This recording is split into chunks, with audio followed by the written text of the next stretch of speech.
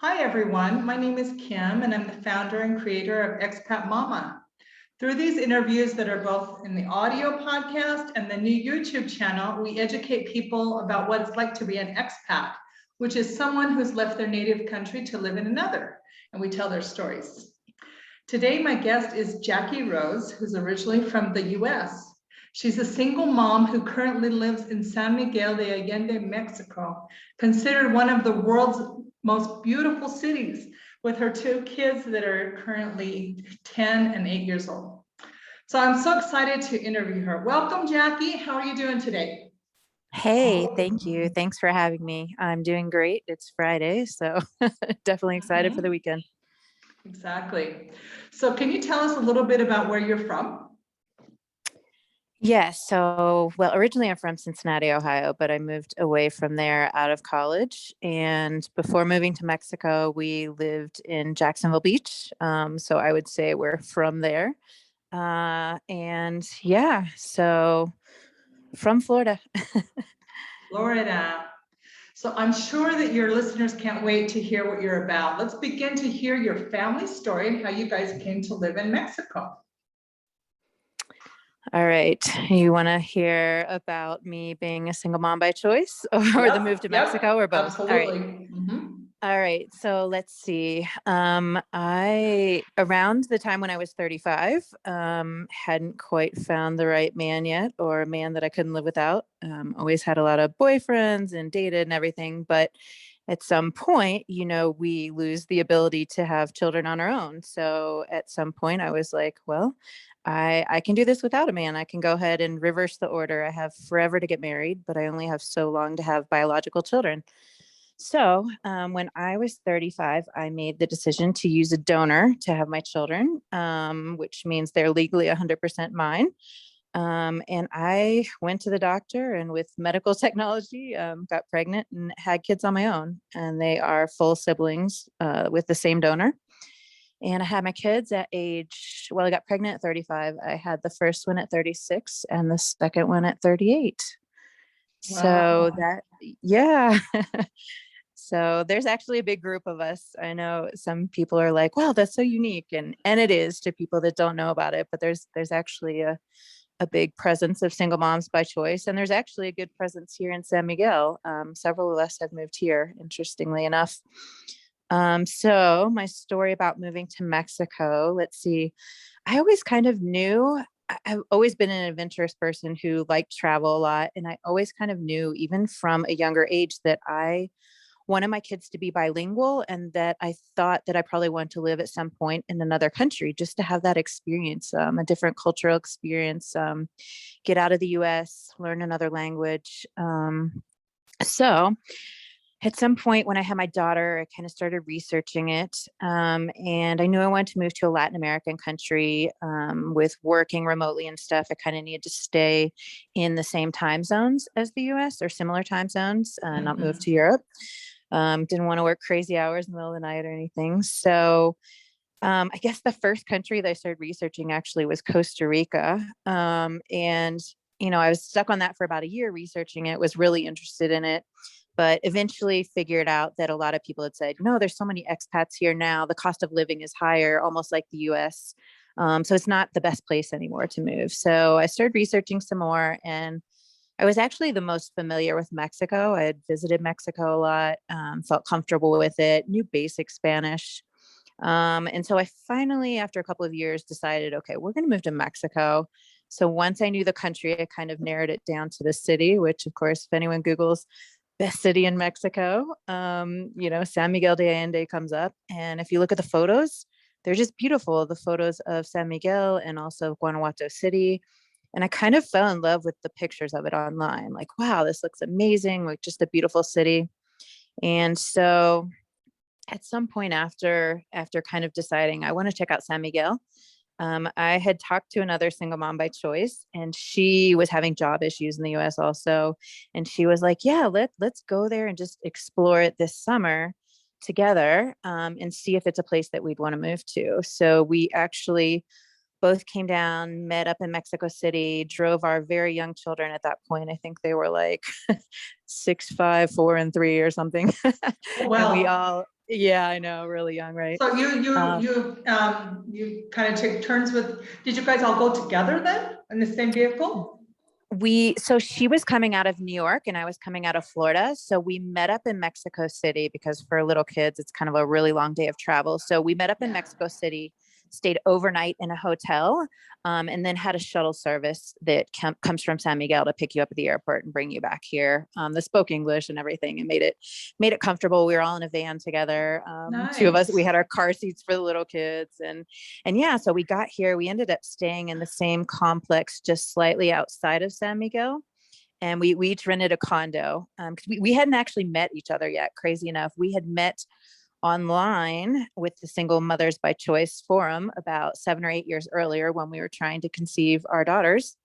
And so it was crazy. We had kept in touch all this time, and somehow we both around the same time were feeling like we needed something different. We needed change. Maybe Mexico is that change. So anyways, we came here for about 10 days in the summer, met up with each other, and we kind of just went into the city, would check it out for a few hours, walk around with the kids. But it was hard. Both of us had kids in carriers on the front of us, like 2 and 3 year olds, and then not a toddler, but a 4 or 5, 6 year old daughter also. So not as easy to just spend a whole day out exploring because they need downtime and naps and everything too. But anyways, we really liked it. And after the 10 days, we were like, yeah, maybe I could see maybe living here. And so ended up the following summer, we both moved here and we're both still here. Oh, So wow. yeah. That's awesome. Now I'm looking at your notes where we were talking about this very part where you looked into different countries. And you say here that Mexico is the closest logistically to the US, and there are several cities with a larger expat community for a soft landing. Now let's talk about what that means. What is a soft landing to you? Um, yeah. So to me, I kind of felt like, well, I can't just move to the middle of nowhere, Mexico, with no one that speaks English at all. And with no one that speaks my language at all, my native language. So, that made Lake Chapala, where you live, and San Miguel and Playa del Carmen, Puerto Vallarta, places like that. It made those in my mind like, okay, these would be a nice first place to move to just because of the comfort of having other expats around, at least in the beginning until I learned Spanish better. So to me, that was the soft landing. And yeah, I think it was a good decision, even though, traditionally these cities with more expats are more expensive. Yes. They're more expensive than the rest of Mexico, but to us coming from the US, they are still less expensive than there. It's not the rock bottom prices of the rest of Mexico, but it's good enough. It's still inexpensive. I still save a lot of money living here versus living in the US.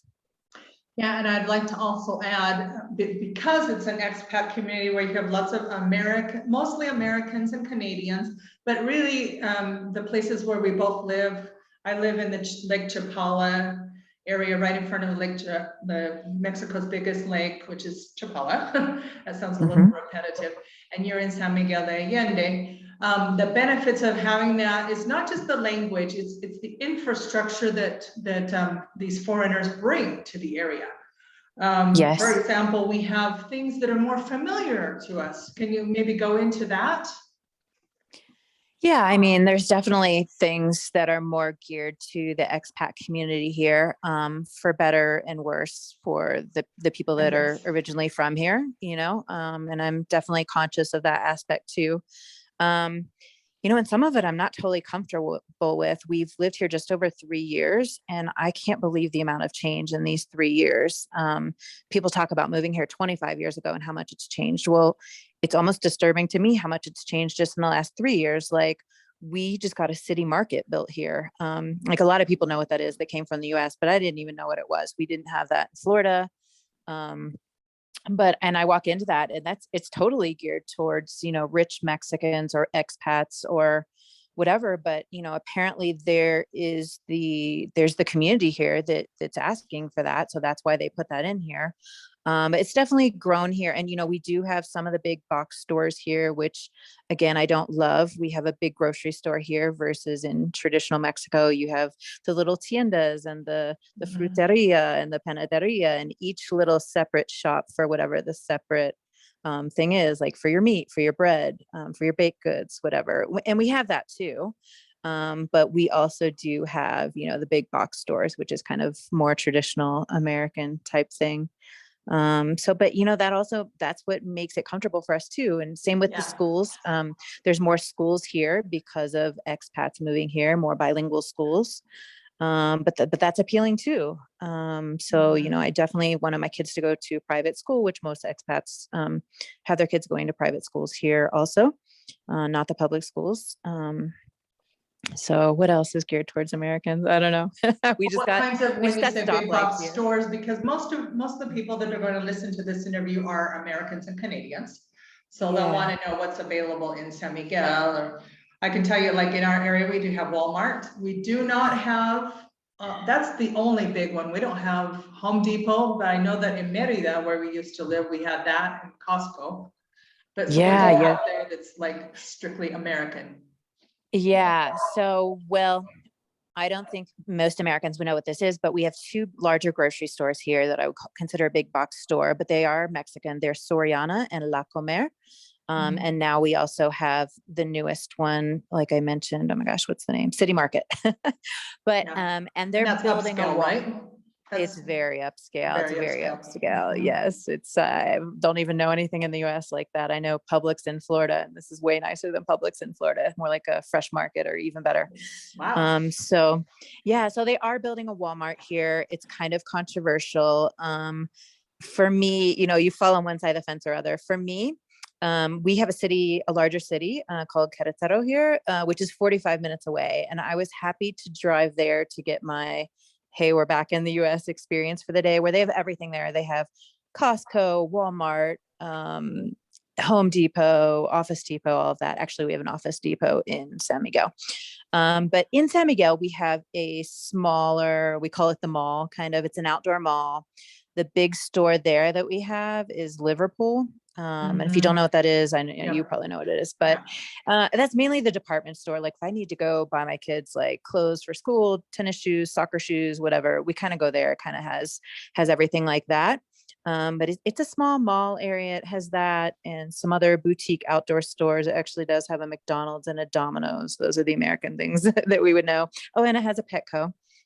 But it's not a huge mall. The big mall, if we want to go to the big mall, we do go to Querétaro here. And that has a lot more stores that would be familiar to Americans. But yeah, so they are building a Walmart here and they are building more hotels. So, in a way, to me, it's kind of sad because we're a small town here, a small little town in San Miguel. It's very walkable. You don't have to have a car. I didn't even have a car my first year here. But it is growing a lot. But, I think the expat community is growing. So there is that need or that want for that here that can support that type of consumerism or whatever you want to call it. Yeah, So, that's what it is. It's conservatism, which, with the first place we lived here in Mexico, I heard it from an anthropologist, somebody who studies people and their behavior and cultures. And she said the only culture really there is in the United States is commercial culture. And I thought about that and I'm like, oh my gosh, that's kind of sad. It is sad. It's kind of true. And that's one of the reasons why we're here is to actually introduce culture into our families' lives on purpose. We want that. Yeah. And getting back to the soft landing part, I've been in Latin America for over 20 years now. My first country that I lived in was Argentina. Then I lived there for almost 18 years, and I did not have that soft landing. I married an Argentine, had my kids there, and we lived in a part of Buenos Aires that was far away from any Americans or anybody that really spoke a lot. I was the American, I was the foreigner. And that was very, very hard. It was very hard because I never felt like anyone understood me. Right. And you need that. You need to have that familiarity to make you feel grounded. I know when my kids see a McDonald's, Burger King, I know it sounds really stupid, but they get all excited because that's something that's familiar to them. My kids too. It's the Yours same. too. Yeah. Okay. Yeah. So, that has merit too, whether we value it or not, maybe we want something different. But it's nice to just have that once in a while, maybe not every day, but to have that opportunity to just like get something that feels more familiar. Okay. Totally. It's kind of having the best of both worlds in a It way, is, we and do. that's what I feel Yeah, like our areas are like. Our areas I kind of, agree. yours is more foreign oriented. We have no fast food here in my area, not at all. Which I'm I'm not a huge happy. fan of the fast food. Only my children are. Only your kids. Okay, Yeah. let's talk about your travels. I really see you like running around everywhere. You travel quite a bit, even during the pandemic, you've traveled. So let's talk a little bit about Yes. that. Yes. Well, even during the pandemic. So we got COVID pretty early on, even though we were very careful for the first 3 or 4 months. But like the one time we went out of the house, literally the first time, my kids went to a cooking class with a friend of mine. It was going to be open air outside on the terraza, her kitchen there. And I was a little late to pick them up. So she let them indoors to play video games while waiting for me. And bam, my kids got COVID first time out. But so because of that, we got lucky. It was very mild for all three of us, even more mild for me actually than my children. But because of that, then for us, we were able to travel after that because I felt more comfortable. Like we had antibodies, we were good, at least for 3 or 4 months. So Good for you. we did travel during the pandemic. We went back and visited the U.S. that Thanksgiving after the pandemic started. Thanksgiving 2020 was, I guess. Yeah. And then a few months later, we traveled. We traveled the following summer also, which was just this past summer. So, and that's I got I got a vaccine in the U.S. at some point. So then made me able to travel to other countries. Which recently, I know you asked me about Panama. I just went to Panama between jobs last month on my own. It was my first time there. It was actually my first time ever in in Central America. I had never been. Oh. Yeah. So, Did you go but by the reason yourself or with somebody? I went by myself because Wow. because I was between jobs, and I have an amazing babysitter here who was able to take care of my kids and stay overnight with them, and they're very comfortable with her. She's actually more fun than me. They want to hang out with her more than me. So I didn't go for too long. I only went for 4 or 5 nights. But yeah, I went to Panama. I'd always wanted to go there. It was one of the countries I'd researched when I was looking at moving to Costa Rica or Panama or Mexico or wherever. And I just had an interest in checking it out. So I went. And ironically enough, at the exact same time, one of my friends that we used to travel together in our 20s and 30s with a group of us girls, we do girls trips. She was actually going to end up being there at the same time. So so the last night we were both there, we ended up meeting up for dinner. It was really nice to catch up with her. So that made the trip fun as well. And while I was there, I booked a couple of excursions that I knew I couldn't do with my kids. They were like all day long, 14-hour excursions. Oh, no way. Yeah. Yeah. My kids would like complain and whine and cry and be like ridiculously tired by the end. So I was like, I'm going to do stuff that I can do that they can't do. So I stayed in Panama City in an amazing hotel, and I upgraded to oceanfront room with a balcony, and it was so nice. Oh. I totally indulged, had room service, and I was like, God, I could live here. I took pictures of the room. It was like almost like a nice studio apartment, had a huge bathroom and an amazing view. It was just fun. And the room service was great too. So but one of the trips that I did, Panama City is on the Pacific side. One of the trips I did was an all-day excursion. We went over to the Caribbean side and went out on a boat to some islands out there, to beautiful untouched islands out there. And it was just amazing, and it was beautiful. And part of the fun of the trip also is, when you travel alone, you meet other people. So on my excursion, just the next hotel down from mine, there were 3 women that got in, and I was kind of like, what language are they speaking? Because I could recognize some French words, but then there was some English in there and something else. But anyways, we spent 14 hours together, so we got to know each other fairly well. And they're like, yeah, we live in the US in Florida, but we're originally all from Haiti. So we switch Oh, back and forth between French, Creole, and English all the time. I'm like, wow, that's so oh, interesting. wow. Yeah. So they were really interesting women that I met. And we had a fun day, all of us on this trip. And even that night, they were like, hey, why don't you come out with us to dinner? So, it's just interesting meeting other people with different life backgrounds and life experiences than you have. Also, when we were on the islands, we were just hanging out in the water, beautiful, clear water and a beautiful sunny day. And there were like 4 or 5 of us out there. It was these women, me, a guy from France working remotely, and all just having, an interesting international conversation. And, you don't get that every day if you're living in a place where everybody's almost the same as you, in the Yeah. US, don't Yeah. travel a lot, whatever. So it was fun. It was a great trip. I really had a good time. And hopefully you can keep in touch with these people, right? Yeah. Yeah. Hopefully. Yep. We are Facebook friends. So we'll see. That's what always happens when we're out traveling too, or like we really connect, and travelers do. You don't have to go through all the small talk. You just go right to the deep stuff. Yeah. And travel really bonds people, and it makes people so much deeper as individuals, don't you think? Yeah, definitely. Yeah.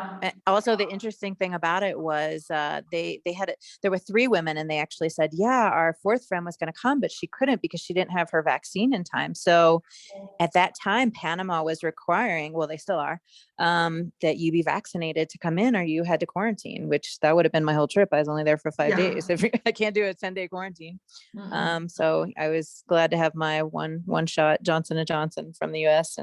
But it was crazy. I had to do a digital upload of my vaccine card and everything to get in. But anyway, the new world that we're living in, right? That's what I was going to say. It's like things have Yeah, changed a lot in just one yeah, year. It's amazing. totally, Now you guys are totally. heading somewhere else soon too. We are for the U.S. Thanksgiving break. We are going to Costa Rica. Again, another country I'd never been to, and obviously, I told you I had researched it, so I'm very excited Yeah. to go and check out Costa Rica. I've never been. We're not going for too long because with a American job, I don't have a whole lot of vacation time. But we are going for 8 days. And yeah, we're going to spend about 4 nights in the mountains in central Costa Rica, and then another 4 nights at the beach in Manuel Antonio. So yeah, I'm excited to check it out. I'm sure the kids are going to be excited about the monkeys, feeding the monkeys and all the wildlife and nature, cool stuff there. That So sounds wonderful. yeah, And kids really need that. They need to be out in the nature and wonderful things. Now you just mentioned your job, so let's talk yeah. about how you keep things afloat. Yeah, so for about 6 years, so for about 3 years before we even moved here, I had a remote job. But unfortunately, to get that remote job back then, 6 years ago, they could underpay you because it was such a perk to be able to work 100% remotely. But as a single mom, I needed the flexibility to be able to take my children to and from school, go to doctor's appointments, and all kinds of stuff like that. So I took an 80% pay cut to take that remote job. But for me, it was worth it. Money is not everything, even though I definitely needed money to live in the US. So yeah, I took the pay cut, but had the great flexibility. And I also knew in the back of my head that was the first step in me being able to become an expat and live in another country if I had the remote job. So it was nice that I had that job for those 6 years, but just recently in the last month, I jumped over to a new job in the same industry, working for the competition. But I'm back up to my old pay level, which is excellent because, after Yay. these 6 years, yeah, and after Mhm. COVID, companies can't underpay you for working remotely anymore. It is more the norm now. So I can command my old salary. Um, Yay. yeah, totally. Right. And also with the great resignation that they're calling it, Yeah. they can't get enough people to fill the jobs. And so Yeah. this is a good thing for people like us. I work Yeah. remotely just like you, and I'm telling you, this year, finally, I'm getting the pay that I want and I need. Yay. That's And great. and because they can't attract enough good workers and workers in general right now because if everybody's quitting their jobs, not everybody, but a great majority. And Yeah. so now, like you said, you can command what you want. Isn't that a great place to be in, honestly? It is. It is great because, to be very honest with you, it's also one of the reasons that we moved away from the US. Even though I had health insurance, healthcare was killing me with two little kids in daycare that were getting sick constantly. If they both got a cold, is like ended up being $500 by the time you pay the copay Ouch. and the medicine and everything else. Which here in Mexico, that would be $10 for the visit to the doctor and the health and the medicine.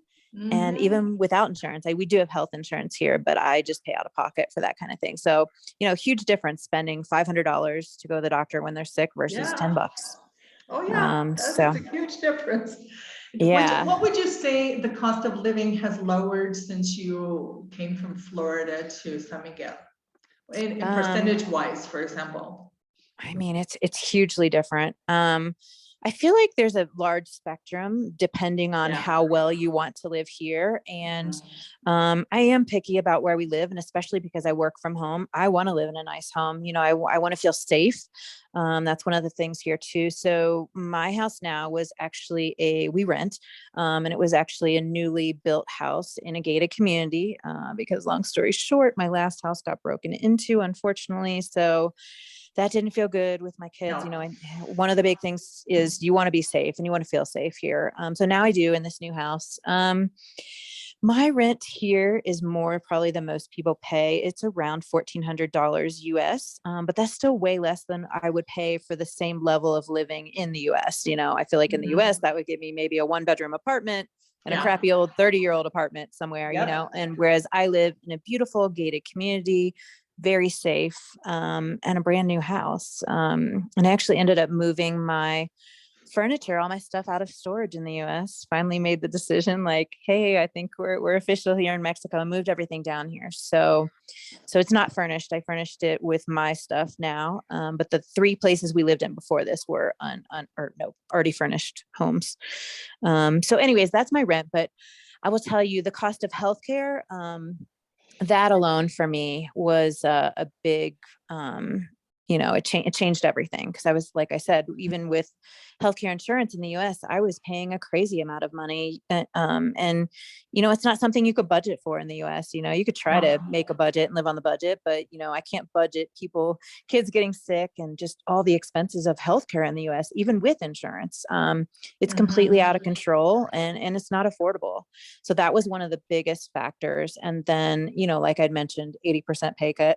I had a beautiful house 2 blocks from the beach that we owned there in Florida. And it was great while I could afford it. But at some Yeah. point after the new job, I was in the red every month. So something had to Yeah. change. Something had So to moving give. here, yeah, something had to give if I didn't want to be Mhm. racking up insane credit card debt, which I was starting to. And I didn't Yeah. like that feeling. I didn't like that feeling. I hadn't had debt since I was in college. And then here I was in my 40s and accumulating debt again, and it didn't feel good. And I did everything right. I did everything that they tell you to do to live the Mhm. American dream, went to Right. college, got my job, all these things, and I was still in the red every month. So um back to the question that you actually asked me. I feel like the things that I live better on here that are much more affordable, healthcare is one. Another one is childcare. In the US, about $20 an hour or more. Whereas here it is between maybe $3 to $5 an hour, which is much more affordable. Wow. And yeah, and Yeah. I know you don't have to worry about it anymore. Your boys are older, but my Thank kids are goodness. still Yeah. young. So, one of my things with moving here was, hey, I can have a better quality of life, more well-rounded for me, not just be a mom all the time. I can actually afford to go out and do things and get a break from my kids, which every mom needs, especially a single mom. And Yes. so I do. I live so well here. Me and the other single mom friend I was telling you about, the first year that we lived here, which was pre-COVID, we had standing babysitters every Thursday and Saturday night. So we would go out twice a week. And that made all the difference in my life, because in the US, like I was telling you earlier, not on the recording, I would go out like one time a year, one Saturday night a year. And it wasn't even enjoyable because I was sitting there and I'd be like, oh my God, that's another $20, another $20, because just Yeah, the childcare alone was another $100 on top of whatever you spent the night out at dinner or out at that's a movie or whatever. ridiculous. So yeah, it is. And So it's not affordable. It's not doable. That's not it's feasible at not. all. And honestly, and you, as excuse me, as single moms, we're already feeling overwhelmed. We need a lot more poured into us to actually, keep us recharged. Totally. I agree. And We give and give and give. we do. And it's hard. It's hard when your kids are really young. I know it's been a longer time for you than me, but when your kids are young, that is 100% of your focus. And, I was Yeah. totally okay with that. And I kind of knew that, like, okay, things are going to be out of balance for a while when I'm 100% working and taking care of kids. And that's all my life is, which was fine for the time period that it was. But once my kids were a little bit older, one of my goals with moving here really was like, I want to have more balance in my life. I want to be more well-rounded. I don't want things to just be work and kids only. Like, I don't want to lose myself, which you do for a while, I think, being a mom. But I wanted to get things back in balance and have better wellness. And I've really been able to do that here. And I'm very, very thankful for that here. Like, I have life here. I'm back to Jackie, not just mom all the time, which feels really good. It sure does. So what do you do Yeah. besides being a mom? Do you have any hobbies or interests that you can focus on besides being a mom? Yeah, I love to dance. So the Latin dancing, salsa, cumbia, it's very fun. It has been harder since COVID, obviously, because that, yeah. So, before COVID, I would go out, another one of the single moms here, we would go out and go dancing. Gosh, usually like one night a week. We'd go on Thursday nights. They'd have lessons and it was at a good time for us, 7 at night. And then we dance after and still be able to be home by like 10 or 10:30 at night on a work and school night. So that was really fun. But then once COVID hit, couldn't do that so much anymore. Although I have been out now more recently, a couple of times, salsa dancing again. And it's really fun. I also kind of play soccer. My kids, I've played soccer since I was 4 years old and I love soccer. And You my are kids, truly a soccer mom in all of the sense of the word. right? Right. The mom that So plays soccer. I love it. That rocks. Yeah, they have soccer practice 2 nights a week here, and at the end of soccer they always do these scrimmages. And one of the first nights that we took them to soccer practice, it was uneven teams, and the coach had seen me out practicing with my kids before everybody got there, and he's like, hey mom, in Spanish, hey mom, do you want to play? And I was like, sure. So I ended up playing on one of the sides so that it was like even teams, like 6 against 6 or whatever. And I've played ever since. Every night now when they do the scrimmages, he's like, come on, mom. And it's fun because some of the other moms and dads get involved and play too. But it's good. It's good exercise. After the first couple times I couldn't walk because my body wasn't used to that kind of exercise, but Yes. a part of getting older. but Yeah, now we it's play really fun. tennis, and I've taught my kids to play tennis. So that's our thing that we do, Oh, it's awesome. That's great You exercise got to do too. something when we're working, just giving, ourselves away to all our kids and stuff. So.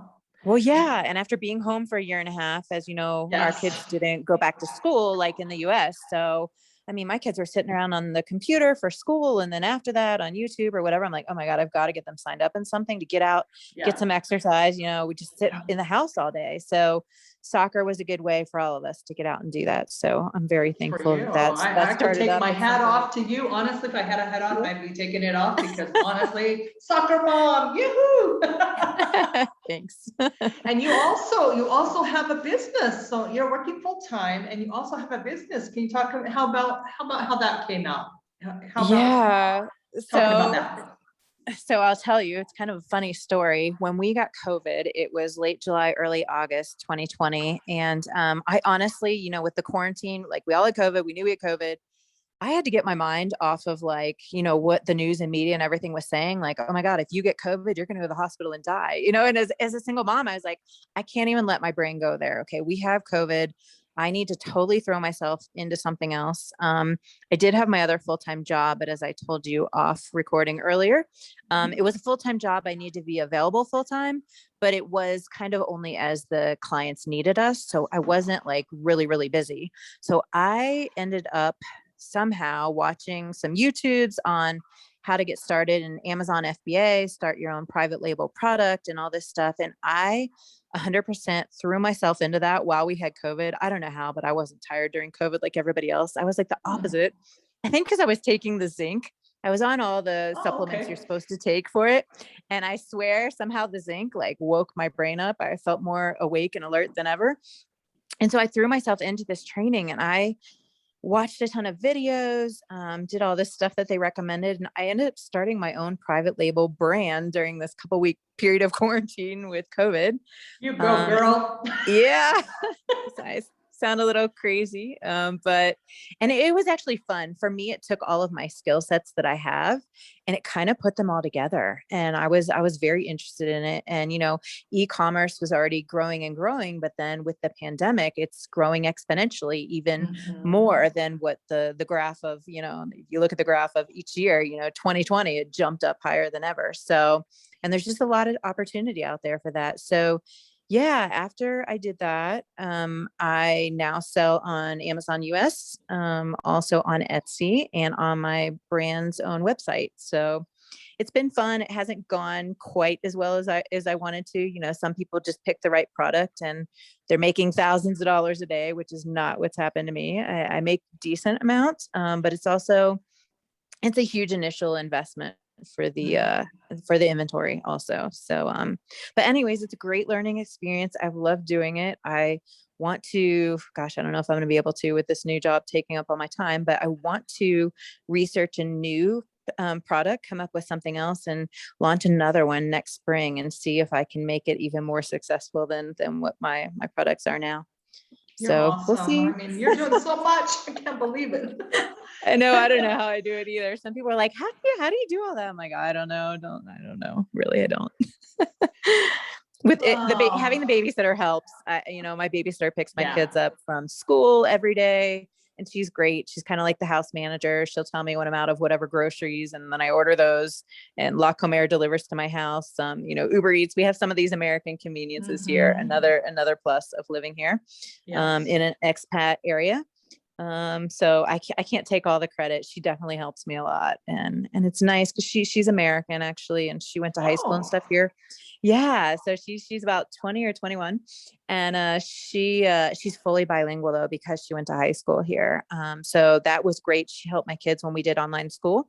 She helped them better than I could ever help them because she fully understands the Spanish where, you know, I understand some, but not all of it. So yeah. Well, that's great. Oh, she's way more help than any husband. Go ahead. Go ahead. Sorry, she's way more help than any husband could ever be, in my opinion. So. No offense, men. I love men, but she's super helpful. Anyway, go ahead. My experience, Jackie, has been that my husbands have been nothing but an additional child. So sorry, sorry about you men listening to this, but that is what ends up being. That's been my experience. It's worse to raise a grown-up child. But, okay, I love men. Already set in their ways. Too, I gotta also tell the truth. Yeah. Nope. I've heard that side of it too. Yeah. I'm just in the fun stages of the men stuff. Like we've talked a little bit about this before. Yes. I'm just dating right now. So I don't, need it to be at that stage where they're even involved with my children or my family. I'm just enjoying right now. So we'll see. Keeping it light. Keeping it light. Yep. Letting them take me out, letting them treat me well, all that good stuff at the beginning, right? Yeah. I'm on board with that. Well, anything else you'd like to say? Let's go ahead and wrap things up. Okay. Gosh, I don't know. Not a whole lot that I can think of, but definitely moving here has been one of the best choices of my life. I love it here. The food is amazing. The cost of living is amazing. People are happy here. A happiness that I don't see back in the US. People are less busy. People have more time for you. I have more time with my friends here. It's just a nice life. I feel like I live a really good, high quality life here. They talk about the geo arbitrage, is it?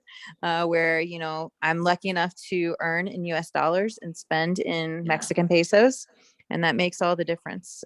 So I feel very fortunate to be able to do that. I know not everyone can, or it's harder to make it happen for some, but things kind of fell into place for me. You know, I knew what I wanted to do, and things lined up for it to be able to happen. So I'm thankful.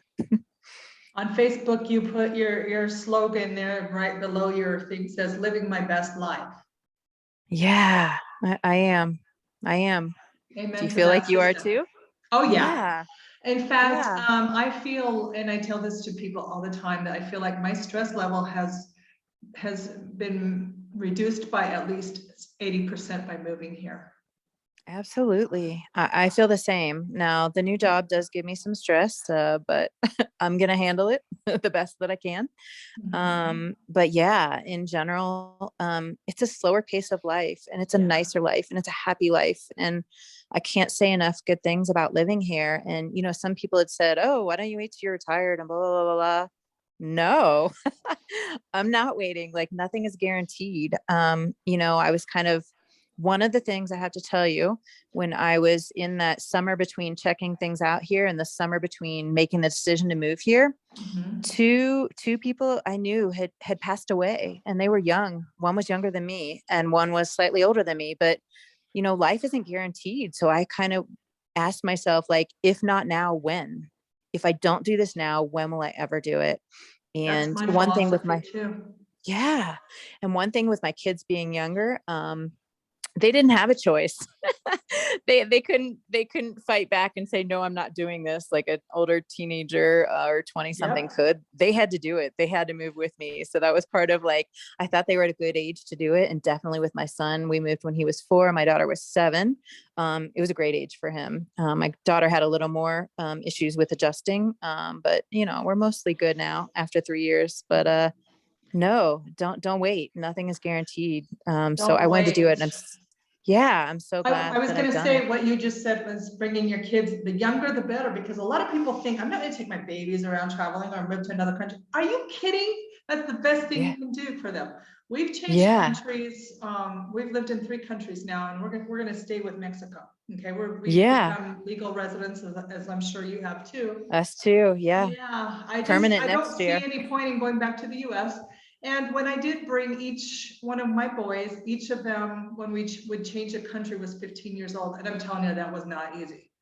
When No, we had to I can leave imagine. Argentina, he had his whole life there. You know, my older son was Uh, what he slammed doors for 2 weeks. He carried on, cried, pouted. And I'm like, can I do this? Can I do this on my own? I had to take strength from what I didn't have to get them out of there, because I knew that we had to, at that point, leave Argentina and go to the US. And I've written a big book about it, but the focus is on you. But it really talks about, like, how he was not happy. And we took a yeah. picture at the airport and he's pouting. Oh, no, it's so hard. Even with my daughter at 7, it was very hard. And I feel like there's some sweet spot between ages 4 and 6 for moving, where, you know, they're young enough that they just don't even resist, and they're a sponge. They pick up the Spanish, and it's Oh just so yeah. much easier. But I do feel like it's a little personality based also. You know, a lot of people were like, oh, kids are resilient. Kids are resilient. Well, yeah, you don't know. Sometimes if you have a hard-headed kid, who just holds on, who doesn't want to make the transition, doesn't want to make it easy, wants to hold on to every last thing about the US, it can be very, very hard. And it was definitely harder for me with my daughter, and she was only 7. So there's some sweet spot in there at the young ages for sure. Well, yeah, and talking about those same ages, my younger son was 6 when we left Argentina, but now both of them, after, even though the resistance was tough at the beginning, but once I got tough, and I'm like, we're going, and there's nothing you can do about it. This is it. Now both of them have come to me so thankful. Mom, first of all, they thanked me for moving to the US, because at that point Yeah. they could have more opportunities. My son actually finished high school, got his high school, you know, he got his diploma from a nice he felt less bullied in the US, he felt safer. And now that Yes. we're in Mexico, and now he's in love, you know, he has his girlfriend, and they're just, he thanks me, thank you for bringing me to Mexico. And he says, Yeah, that's great. and he sees the difference. So we're upgrading. So we're getting better. Yeah, totally. They're I do totally feel like happy. We upgraded. Yeah. And Yeah. I feel like maybe that transition for you back to Mexico was a slightly easier for your boys just because they had already lived in a couple of other countries, you know? Oh, yeah. So no, it's great. Well, I'm glad they've adjusted now also. I Thank want to you. come visit at some point in Lake Chapala. You know, we've been as far as Guadalajara. We went the month before the pandemic. We took the bus there from here, but we have not made it to Lake Chapala yet. So I do definitely want to check it out sometime, and I would love to meet you guys in person. Yeah, and there's room for us in your house, for you in our house. So come and visit us. That sounds great. Yeah, and thank you so much. Anything else you want to add? I don't want to overlook anything. It's okay. No, nothing I can think of. I just think if anyone's listening and you feel like you want to do it, you should do it. You only live once, right? You only live once, and you know what? You don't want to regret. You don't want to die young and like regret the chances that you didn't take. And Exactly. let me add another thing. The good girls never make history. Right? Yeah, Yeah, you just got to go for it. You you got to just go got to for go it. for it. Yeah. And So, there's nothing that says that if you move here and you hate it, you have to stay. I mean, you can always change course. You can always go back. exactly. Just give yourself as many options as possible, which that's something I did the first year too. I didn't immediately sell our house in the US. I didn't immediately get rid of all of our stuff. While I got rid of a lot, I kept some in storage just in case we wanted to go back. And we almost did, actually. That's a whole other story, but we almost did go back because my daughter was not having the best transition to moving here. So I almost did go back for her. But anyways, in the end, I'm glad that we stayed. We're all happier here, and I think we're living our best lives here. Love that. So, So how yeah. can people get a hold of you if you want to be gotten a hold of? All right. Yes, I'm not quite as social media present as you, but I am on Facebook, Jacqueline Rose on Facebook. Send me a message or whatever. Yeah, I'm out there, and it even says San Miguel de Allende that I live here, just so you know you're getting the right Jacqueline Rose. That's So, right. yeah. Can I go ahead and put links so if anyone wants to buy your products, Sure. Yeah, my Amazon help you with store your business? Why is, not? You know? yeah, that would be great. Thank you. I appreciate it. Yeah, my Amazon store, I can send you a link, but it's amazon.com/Luxalily. That's my brand, Luxilily. Also on Etsy, and also luxalily.com on my own website. So yeah, thank you. I appreciate that. Of course, we're here to help each other as sisters. We're single Yes. mom Yep. expats. Well, thank you so much for your time. It was hard to schedule as we're both so busy, but I'm I so glad know. that we Thank were able you. to do that. And you are going on our podcast now. Thank you so Yeah. much. I can't wait. You'll have to send me the link to it and I'll share it around. Thank you so much. Thank Have a you great much. day. And you too. Bye-bye. Okay, thanks. Bye.